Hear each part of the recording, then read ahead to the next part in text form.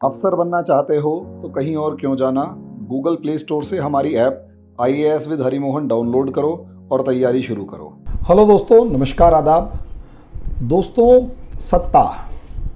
सत्ता एक वो नशा है, सत्ता एक वो खुराक है, या सत्ता एक ऐसा जिसे कहते हैं वरदान कहो, अभिशाप कहो, जिसे पाने के लिए इंसान अपने जीवन की हर संभव कोशिश करता है।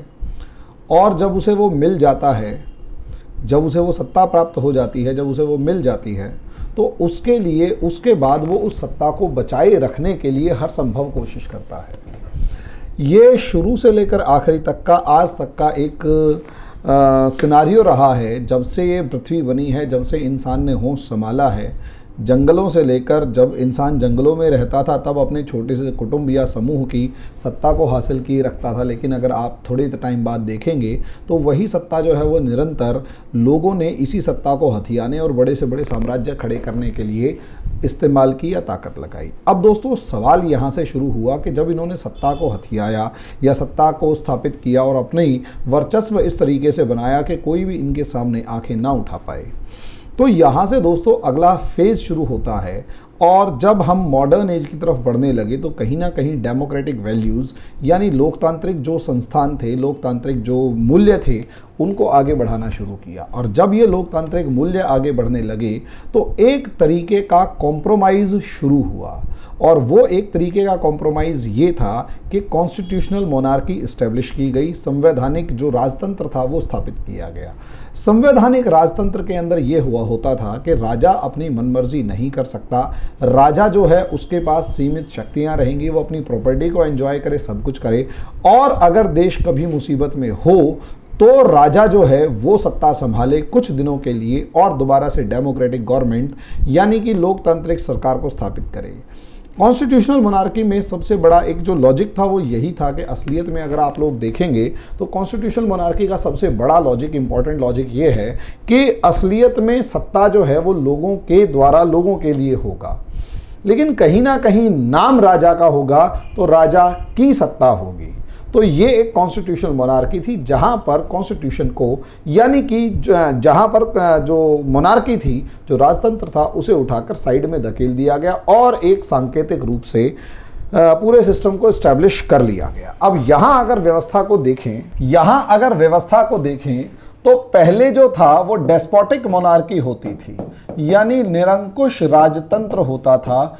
और इस डेस्पोटिक मोनार्की के अंदर स्पष्ट शब्दों में वर्ड्स यही होते थे, मेरा वचन ही है शासन। अब जब मेरा वचन ही है शासन तो रिवोल्ट होंगे, रिवेलियन होंगे या कुछ भी होगा, लेकिन राजा को हमेशा अपनी सत्ता बचाए रखने के लिए लोगों को मारना काटना पड़ेगा, ताकत लगानी पड़ेगी। लेकिन जैसे ही मॉडर्न टाइम की तरफ आप धीरे धीरे बढ़ते हैं तो यहाँ पर जो डेस्पोटिक मोनार्की थी वो धीरे धीरे कॉन्स्टिट्यूशनल मोनार्की के अंदर बदलने लगी। और इस कॉन्स्टिट्यूशनल मोनार्की की सबसे बड़ी खास बात ये थी, संवैधानिक राजतंत्र की सबसे बड़ी खास बात ये थी कि ये राजा जो था वो अपना काउंसिल ऑफ मिनिस्टर्स चुनता था, जो कि ब्रिटेन के अंदर है। और ये जो काउंसिल ऑफ मिनिस्टर्स है ये पार्लियामेंट से चुनकर आते हैं और इस पार्लियामेंट को इलेक्ट करने का काम ये इलेक्टेड पार्लियामेंट होती है, जो कॉमन मासेस वोट डाल के इलेक्ट करते हैं। ये नॉर्मल प्रोसेस है कि आम आदमी वोट डालेगा, इलेक्शन करेगा पार्लियामेंट का, पार्लियामेंट से काउंसिल ऑफ मिनिस्टर्स होगी और काउंसिल ऑफ मिनिस्टर्स जो है वो पूरे का पूरा सिस्टम या एडमिनिस्ट्रेशन यानी प्रशासन देखेगी। एडमिनिस्ट्रेशन यानी कि प्रशासन देखेगी कॉन्स्टिट्यूशनल मोनार्की का। अब यहां अगर आप पूरा ये सिस्टम देखते हैं तो ये ब्रिटेन के अंदर काफी हद तक अच्छे तरीके से सक्सेसफुल रहा है। लेकिन यहां ये जो कॉन्स्टिट्यूशनल मोनार्की है इसके पास एक होती है वेल्थ यानी पैसा, अल्टीमेट अथाह संपत्ति होती है। और इस वेल्थ और सबसे बड़ी बात काउंसिल ऑफ मिनिस्टर्स के पास होती है पावर। अब हर कोई ये पावर ही चाहता है। हर कोई ये पावर ही चाहता है, हर कोई ये शक्ति ही चाहता है, और मसला मैक्सिमम पूरा का पूरा जो मसला है वो इस शक्ति का है, वो इस पावर का है। अब सवाल यही उठता है कि ये पावर कहाँ से आए, कैसे आए, और किस तरीके से इस पावर के ऊपर ध्यान दिया जाए। तो असलियत में या तो पावर सिर्फ और सिर्फ पॉलिटिक्स का मामला हो, और जो जनता है, जनता के चुने हुए जो नुमाइंदे हैं, जो पार्लियामेंटेरियंस हैं, वो ही उस पावर के ऊपर कब्जा करने का दावा करें और आपस में टसल के थ्रू उस पावर को आगे बढ़ाएं। नॉर्मली जैसे ब्रिटेन के अंदर है।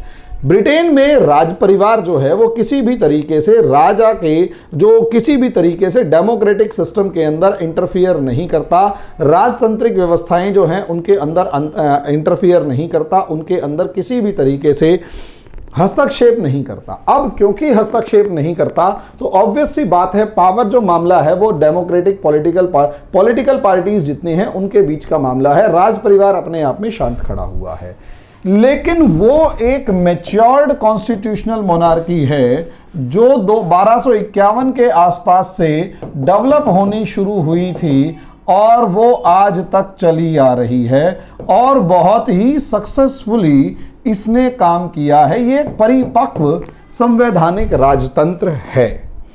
लेकिन मजबूरी तब आ जाती है जब एक इमैच्योर डेमोक्रेटिक्स या कॉन्स्टिट्यूशनल मोनार्की हो। इमैच्योर कॉन्स्टिट्यूशनल मोनार्की की अगर बात की जाए तो वो थाईलैंड के अंदर है। इस इमैच्योर कॉन्स्टिट्यूशनल मोनार्की के अंदर अगर आप देखते हो, यानी अपरिपक्व संवैधानिक राजतंत्र जो है, इसकी बात अगर आप लोग करते हो तो यहां असलियत में ये जो पावर है, ये राजा जो है अपनी पूरी पावर कभी भी कॉमन मासेस को देकर खुद ब्रिटिश महारानी की तरह या महाराज की तरह या ब्रिटिश रॉयल फैमिली की तरह नहीं रहना चाहता। इसलिए कॉन्स्टिट्यूशनल मोनार्की असलियत में पावर के लिए होने वाली गेम के अंदर कंटेंडर बनी रहती है, और कोशिश करते हैं कि जितनी ज़्यादा से ज़्यादा ताकत है वो उनके हाथ में सिमटी रहे, और लोगों के बीच में डेमोक्रेटिक वैल्यूज़ जो होती हैं वो पनप चुकी होती हैं।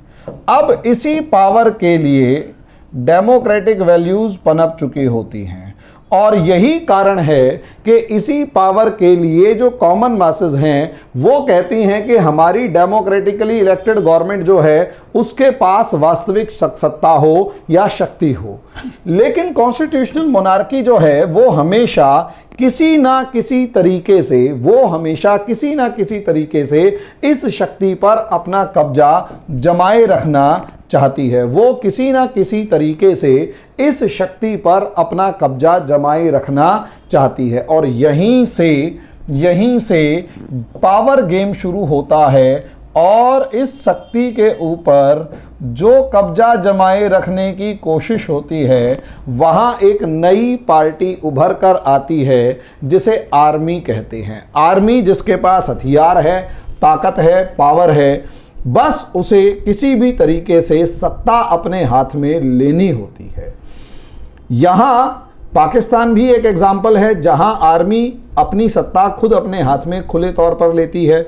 यहाँ भारत एक उदाहरण है जहां परफेक्ट डेमोक्रेसी अपने आप में काम करती है, और हमारे जो सैनिक जो प्रमुख हैं वो हर हालत में ये कहते हैं कि देखिए राजनीति अपना काम करेगी, हम अपना काम करेंगे। तो इंडिया के अंदर एक परफेक्ट सिस्टम है और पाकिस्तान के अंदर एक वर्स्ट सिस्टम है, और ऐसा ही वर्स्ट सिस्टम का एक गठजोड़ यहाँ थाईलैंड जैसे कॉन्स्टिट्यूशनल मोनार्की वाले देशों के अंदर उभर कर आता है, जहां राजा सेना के अधिकारियों से साठ-गांठ करता है और कोशिश करता है कि ये जो सत्ता है, इसकी जो शक्ति है, ये शक्ति वास्तव में आप और मैं बांट लेते हैं, और जनता के हाथ कम से कम, और वो कम से कम कुछ भी नहीं, कम से कम की वैल्यू क्या है, कुछ भी नहीं, यानी जीरो, वो पावर्स जनता के हाथ में छोड़ी जाए।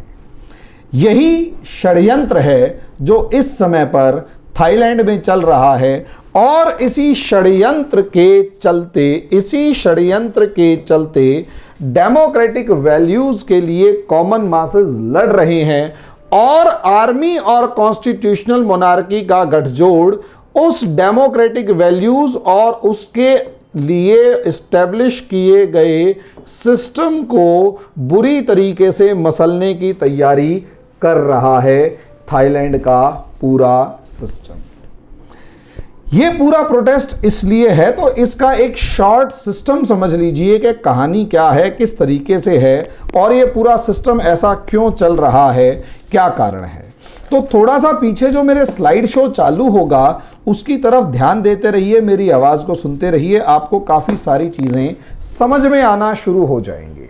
दोस्तों, अगर मोटे तौर पर देखा जाए तो भूमिबोल अदुल्य देव जो थे वो 2016 के अंदर एक्सपायर होते हैं, उनके बेटे आते हैं और इस तरीके से अगर आप देखेंगे तो मिस्टर जो वाजीरालोंगकॉर्न जो हैं वो पूरे की पूरे सत्ता के ऊपर काबिज होना शुरू कर देते हैं। शुरुआत बहुत अच्छी नज़र आती है, लेकिन ये अपनी अय्याशियों के लिए कुछ ज़्यादा ही मशहूर होते हुए नज़र आते हैं, 4 बीवियां और 20 नौकरानियों के साथ। और इस तरीके के ठाठ बाट पूरी लाइफ के अंदर ये जिस तरीके से लोगों को घुटनों के बल बिठाना, जूते चुमवाना या लिटा लेना, समथिंग जो भी है, ये सारे के सारे सिस्टम्स आपको यहाँ पर, ये कस्टम्स, ये ट्रेडिशंस यहाँ नजर आएंगे। लेकिन ये कस्टम ट्रेडिशन तो ठीक है, जब इस तरीके की फोटोएं इसी राजा की जर्मनी के अंदर नजर आएंगी, साइकिल बिल्कुल कम ही कपड़ों में पहनते हुए या इस तरीके की अय्याशियां करता हुआ जब ये राजा नजर आता है, तो जनता का इस कॉन्स्टिट्यूशनल मोनार्की पर से भरोसा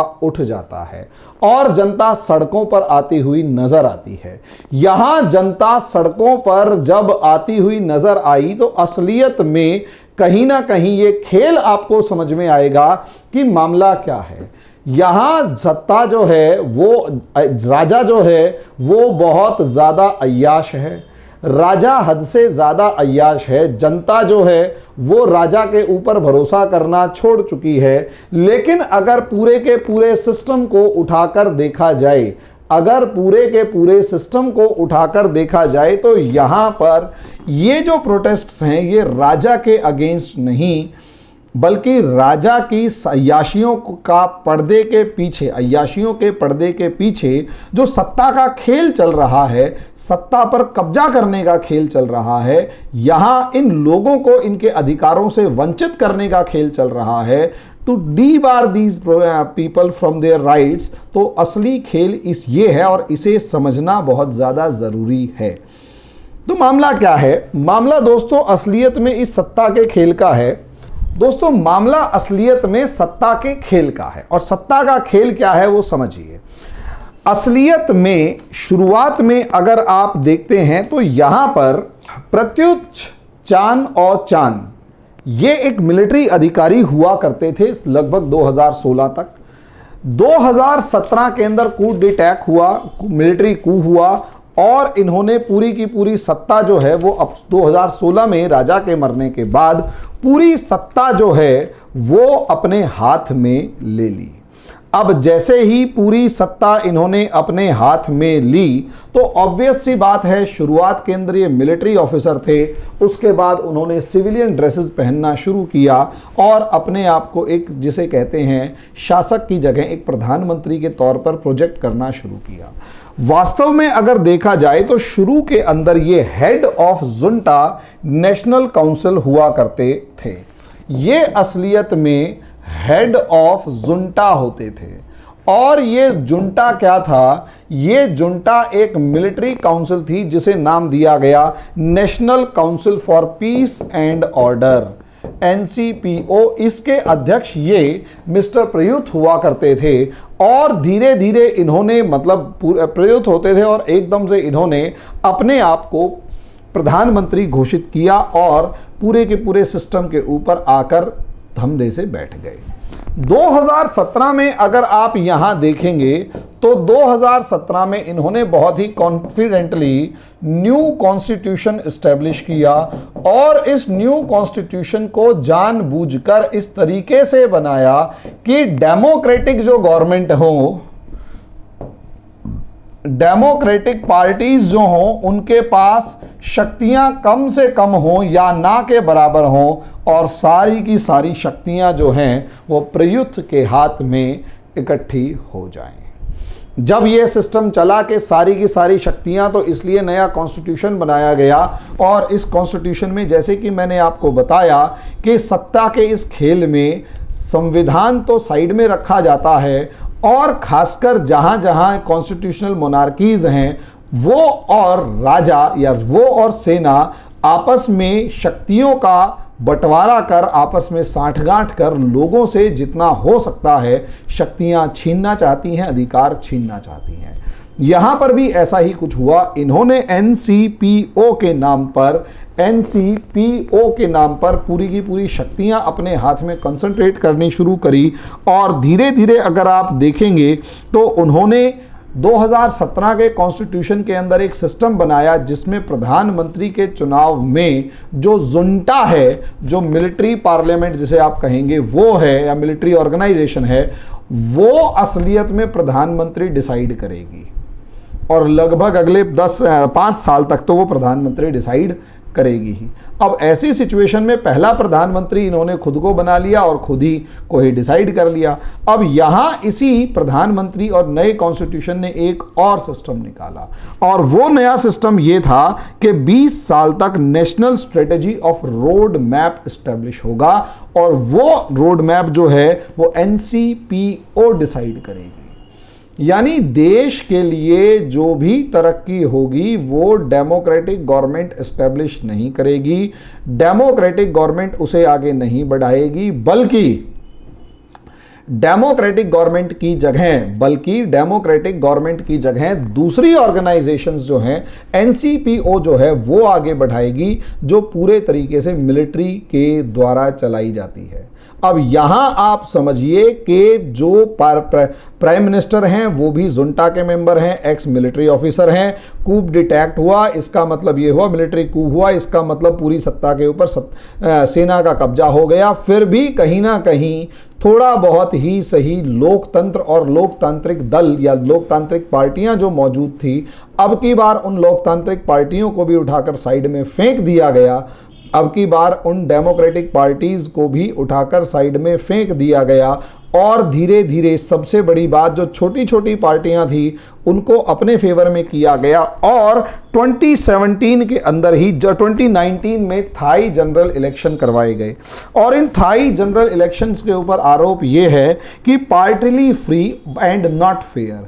कुछ हद तक ये फ्री थे लेकिन फेयर बिल्कुल भी नहीं थे, और इलेक्टोरल अथॉरिटेरियनिज्म की बात की गई, यानी कि राजतंत्र जो चुनाव के तरीके से चुने हुए लोगों का एक जो शक्ति का संग्रहण है वो यहाँ पर देखने को मिला, जिस तरीके से म्यांमार के अंदर आप लोग देखते हैं वो। अब यहाँ जो प्रत्युष था, ये जो मिस्टर प्रधानमंत्री हैं, इन्होंने अपनी अलग अलग छोटी छोटी पार्टियों के साथ मिलकर उनको इम्पॉर्टेंट पोजीशंस देकर, लालच देकर सत्ता के ऊपर ये काबिज हो गए। और जो मेन अपोजिशन पार्टी है जिसका नाम है फ्यूचर फॉरवर्ड पार्टी, उसको फरवरी 2020 में डिसॉल्व कर दिया। यानी अब वो पार्टी रहेगी ही नहीं, उसके मेंबर्स को उठाकर या तो जेल में डाल दिया या उठाकर भगा दिया, या कैसे भी कर दिया। सवाल यह है, पार्टी को डिसॉल्व कर दिया, पार्टी को ही उठाकर बाहर फेंक दिया, और छोटी छोटी पार्टियों के एक ऐसे लोगों को मंत्री बनाया जाने लगा जिनका रिकॉर्ड अच्छा नहीं है। इसमें थमानत प्रोम्पाओ एक नाम का एक अधिकारी या मंत्री बना है, जिसके ऊपर आरोप ये है कि वो सबसे ज़्यादा बेईमान है, मर्डरर है और अपराधी किस्म का व्यक्ति है, और वो उठाकर मंत्री बना दिया गया है। लोग भड़क गए। राजा से तो पहले भड़के ही हुए थे। अब राजा जो है सेना को इस चीज़ की सलाह क्यों दे रहा है, या राजा इस मामले में सपोर्ट क्यों कर रहा है, तो सबसे पहली बात, राजा का जो मिजाज है वो मैंने आपको बता ही दिया कि किस तरीके से राजा जो है वो अय्याश किस्म का है, और साल के अंदर मैक्सिमम दिन जो है वो जर्मनी के अंदर छुट्टियों की फॉर्म में बिताता है। अपनी 4 बीवियां और जो भी XYZ नंबर ऑफ मिस्ट्रेसेस हैं उनको रख, अपनी बीवी और मिस्ट्रेसेस यानी अपनी नौकरानियों को रख के जिस तरीके की लाइविश लाइफ या अय्याशी भरी लाइफ वो जर्मनी में जी रहा है, उसके छोटे छोटे ट्रेलर्स आपको यहां नजर आ जाएंगे। अब ऐसी सिचुएशन के अंदर जहां जनता राजा से उम्मीद करती, राजा खुद अय्याश है, जहां जनता डेमोक्रेटिक गवर्नमेंट से उम्मीद करती, उसका जो गला है वो घोंट दिया गया है, विपक्षी दलों को या तो बंद किया जा रहा है या और कुछ। तो ऐसी सिचुएशन में यहां ये जनता जो है ये प्रोटेस्ट्स के लिए उतरी हुई है। शुरुआत में प्रोटेस्ट फरवरी में ही शुरू हो गए थे और फरवरी 2020 को सबसे पहले जो प्रोटेस्ट हुए उसके अंदर मैक्सिमम, और सबसे बड़ी बात यहाँ पर ये जो प्रोटेस्ट्स हैं ये वहाँ की आम जनता से ज़्यादा यूनिवर्सिटीज़ के जो स्टूडेंट्स हैं वो लीड कर रहे हैं, क्योंकि स्टूडेंट्स के ऊपर वो दबाव नहीं डाला जा सकता जो सरकार किसी भी दूसरे आम आदमी की सरकारी नौकरी या कंपनी या लाइवलीहुड के ऊपर अटैक करके डाल सकती है। ऐसी सिचुएशन के अंदर यहाँ एक जो नेता सबसे ज़्यादा उभर कर आए, एक नेता जो सबसे ज़्यादा उभर कर आए वो हैं अन्नोन नाम्पा। ये एक लॉयर हैं अन्नोन नाम्पा, जिन्होंने आवाज उठाई और खुले तौर पर सबसे पहले राजा को क्रिटिसाइज किया। यहां मजे की बात यह है कि राजा को क्रिटिसाइज करने के लिए लॉ मैजेस्टी रूल है। लॉ मैजेस्टी का मतलब यह है कि यदि आप राजा की आलोचना करते हैं, राजा को क्रिटिसाइज करते हैं, तो आपको 3 साल से लेकर 15 साल तक की कैद हो सकती है। यानी आप वहां पर राजा की किसी भी तरीके से अपमान या बुराई या उसकी क्रिटिसिज्म नहीं कर सकते। ये वहां के उसूलों के खिलाफ है, ये वहां के सिस्टम्स के खिलाफ है। अब अगर वहां आप क्रिटिसाइज नहीं कर सकते तो ऑब्वियस सी बात है 2016 में जब कूट डिटैक हुआ तो वहां से लगभग 2018 तक हजारों ऐसे लोग थे जिनको इस लॉ मैजेस्टी या लेस मैजेस्टी लॉ के नाम पर उठाकर जेल में डाला जाने लगा। जब लोगों ने लेस मैजेस्टी के मिसयूज के नाम पर शोर मचाना शुरू किया तो 18 के बाद भले ही वो कानून इस्तेमाल होना रुक गया, लेकिन अलग अलग सेडिशन लॉ और दूसरे कानूनों के नाम पर हजारों लोगों को जेल में डाला जाने लगा और जितना भी अपोज में आवाज उठाने वाले थे उनको सीधे सीधे उठाकर इस तरीके से जेल में ठूस दिया जाने लगा, जिसकी वजह से सिचुएशंस जो थी वो टोटली आउट ऑफ कंट्रोल होती चली गई। लोगों में गुस्सा बढ़ता चला गया और यही लिस्ट है, यही गुस्सा है जो पूरे के पूरे थाईलैंड में आज के दिन फैला हुआ है और इसमें सबसे ज्यादा प्रोटेस्ट करने वाले स्टूडेंट्स हैं। तारीखें जो हैं वो पीछे स्लाइड शो जो चला था उसमें साफ नजर आ रही थी, तो उसमें कोई ऐसी प्रॉब्लम नहीं है। सवाल तारीखों का नहीं, सवाल उस व्यवस्था का है जिसके अंदर राजा, आर्मी और आम जनता के बीच में टसल है। राजा और आर्मी के इंस्टीट्यूशंस जो हैं वो एक तरफ खड़े हुए हैं और सत्ता के जो वो अपोज करने, डेमोक्रेटिक सिस्टम्स जो हैं वो अपोज करने के लिए दूसरी तरफ खड़े हुए हैं। यहाँ गंदी राजनीति तब शुरू हो जाती है जब राजा के जो मेन बात ये, राजा के पास भी अपनी 2 अरेंजमेंट्स है और $40 बिलियन की वेल्थ है जो दुनिया में सबसे अमीर लोगों में से एक है। अब $40 बिलियन की वेल्थ होने की वजह से पहले ये वेल्थ जो थी ये थाईलैंड की थी, लेकिन 2018 के अंदर कानून बनाकर ये राजा की पर्सनल प्रॉपर्टी डिक्लेयर कर दिया। पर्सनल डिस्पोजल के लिए, पर्सनल यूज के लिए इस प्रॉपर्टी को डिक्लेयर कर दिया गया। अब ऐसी सिचुएशन में अगर पर्सनल यूज के लिए इस प्रॉपर्टी को डिक्लेयर कर दिया जाएगा राजा के पास, राजा की पर्सनल प्रॉपर्टी, तो आप समझ सकते हैं यहां जनता का भड़कना तय है कि असलियत में फिर राजा कर क्या रहा है। वहां उनके पुरखों की या उनकी मेहनत की कमाई को राजा जर्मनी में जिस तरीके से उड़ा रहा है। और वहां मजे की बात यह है कि जर्मनी की सरकार ने भी खुले तौर पर राजा का जर्मनी में रहना गलत बताया है और यह कहा है कि जर्मनी की जमीन का किसी भी तरीके से जर्मनी की जमीन का दूसरे देशों की पॉलिटिकल सिस्टम को चलाने के लिए इस्तेमाल नहीं होना चाहिए। यानी उन्होंने खुले तौर पर यह कह दिया कि वो इस चीज को सपोर्ट नहीं करते कि राजा जर्मनी में रहकर थाईलैंड की सरकार चला रहा है या चलाने की कोशिश करता है। तो दोस्तों यहां असलियत में राजा की बात हो गई, मिलिट्री की बात हो गई। तो अब यहां जो सत्ता है, सत्ता किसकी? राजा की और राजा के साथ राजा की आर्मी की। आर्मी में जो प्रत्युत है ये और राजा, इन्होंने अपना एक इस प्रोटेस्ट को तोड़ने के लिए, कमजोर करने के लिए, हराने के लिए प्रो जो गवर्नमेंट सपोर्टर्स हैं या प्रो गवर्नमेंट प्रोटेस्ट हैं वो चालू करवाए, और रॉयलिस्ट या रॉयल फैमिली के जो लॉयलिस्ट ग्रुप्स थे, जो वफादार समूह थे, अब उनसे प्रोटेस्ट करवाना शुरू कर दिया। जब उनसे प्रोटेस्ट करवाना शुरू किया तो नतीजा ये हुआ कि अब ये दोनों ग्रुप्स आमने सामने हैं, और दोनों ग्रुप्स इस तरीके से आमने सामने हैं कि एक तरफ तो वो प्रोटेस्टर्स हैं जो कि डेमोक्रेटिक जो सिस्टम है उसको रिवाइव करने की मांग कर रही हैं, और दूसरी तरफ अड़ियल सरकार है, जिद्दी सरकार है, पावर के ऊपर कब्जा करके बैठी, कुर्सी से चिपकी हुई बैठी जो सरकार है, सरकार और उसके बाद राजा है, जो इन आम जनता को किसी भी तरीके के राइट्स नहीं दे रहे। और इसी का नतीजा है कि छिटपुट ही सही, लेकिन लॉयलिस्ट ग्रुप्स और प्रो गवर्नमेंट जो ग्रुप्स हैं और एंटी प्रोटेस्ट जो ग्रुप्स हैं, इनके बीच में झड़प होनी शुरू हो गई है। डर थाईलैंड में यही है, हालांकि पहले भी ये प्रोटेस्ट होते रहे हैं, लेकिन थाईलैंड में डर आज के दिन इस चीज़ का बना हुआ है कि कहीं ऐसा ना हो कि ये जो पावर टसल है ये एक सिविल वॉर में कन्वर्ट हो जाए, और आने वाले समय में ये जो सिविल वॉर है ये पूरे के पूरे थाईलैंड के सिस्टम को ही काफ़ी हद तक नुकसान पहुंचाया जाए, या कम से कम जो राजा है उसको तो उखाड़ के ही फेंक दे। अब यहाँ एक नई चीज़ और है जो कहीं ना कहीं सरकार आरोप लगा रही है, और हमें उसको भी इग्नोर नहीं करना चाहिए। और उस नए एंगल को समझने के लिए हमें यहाँ पर थाईलैंड की ज्योग्राफिकल लोकेशन देखनी होगी, और इस थाईलैंड की ज्योग्राफिकल लोकेशन के बाद हमें यहाँ समझना पड़ेगा कि असलियत में थाईलैंड के ऊपर एक सिस्टम है, चाइना का यूं कहें कि दबाव है कि इस लोकेशन पर एक क्रा कैनाल बनाई जाए, और चाइना इस क्रा कैनाल को बनाकर अपने लिए काफ़ी ज़्यादा इस्तेमाल करना चाहता है, ताकि ये जो मलक्का स्ट्रेट है इसकी जगह बंदा इस क्रा कैनाल से क्रॉस करके सीधा अंडमान सी तक आ सके। जबकि मलक्का स्ट्रेट में एक तो लंबा भी पड़ता है, और दूसरा उसके विरोधी देश यहाँ पर इतने ज़्यादा बसे हुए हैं कि चाइना को चिंता है।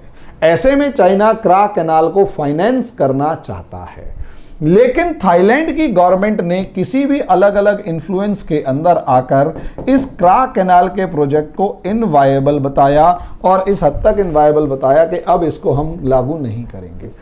अब जब ये कहा कि इसको लागू नहीं करेंगे इस प्रोजेक्ट को, तो यहीं से करेंगे और नहीं करेंगे के बीच की ऊहापोह में अभी सरकार है। तो ऐसी सिचुएशन में कोई बड़ी बात नहीं है कि फॉरेन इंटरफेरेंस अपने अपने मामले को सेटल करने के लिए, अपने अपने इंटरेस्ट्स को फुलफिल करने के लिए, अपने अपने गोल्स को अचीव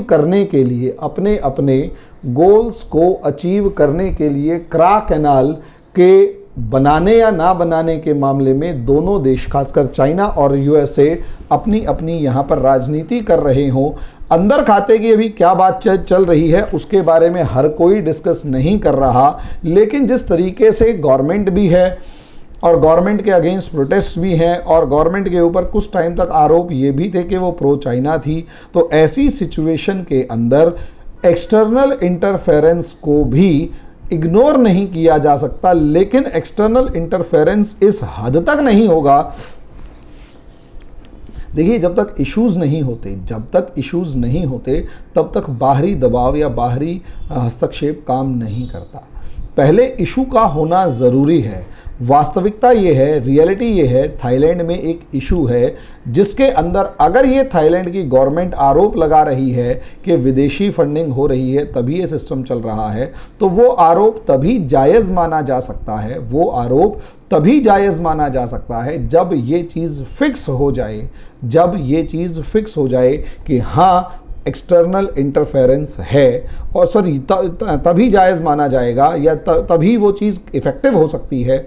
एक्सटर्नल इंटरफेरेंस तभी इफ़ेक्टिव हो सकता है जब आपके घर के अंदर बर्तन बज रहे हों, यानी आपके यहाँ के लोग ही प्रोटेस्ट करने पर उतारू हों और उन्हें सिस्टम से, व्यवस्था से कोई ना कोई नाराज़गी हो। अगर नाराज़गी नहीं है तो बाहर से कितना मर्जी फाइनेंस आ जाए, प्रोटेस्ट्स नहीं होते या उनकी फंडिंग जो है वो ज़्यादा कामयाब नहीं हो पाती। तो दोस्तों, इस तरीके से एक छोटा सा एनालिसिस है थाईलैंड का, जिसके अंदर मैंने बहुत सारे फैक्ट्स के ऊपर बात नहीं करी, लेकिन हाँ, कुछ पिक्चर्स दिखा के, कुछ फैक्ट्स को इस्तेमाल करके एक छोटा सा एनालिसिस बनाने की बात करी जो आपके सामने था।